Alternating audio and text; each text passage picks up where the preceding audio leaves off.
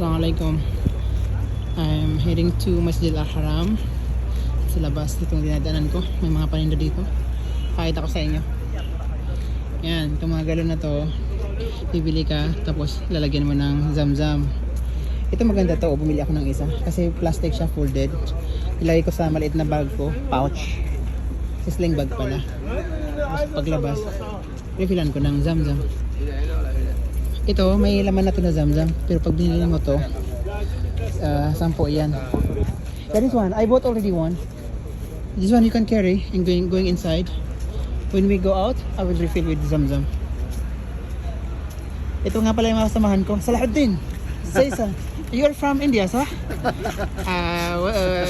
Wahid from Pakistan. Rahul Amin from Bangladesh. And I'm from Philippines. 4 countries. MashaAllah, MashaAllah. This is the beauty of Islam, you know? The beauty of Islam.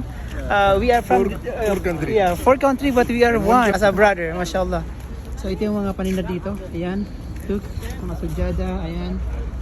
MashaAllah, tabarakallah. Ayan.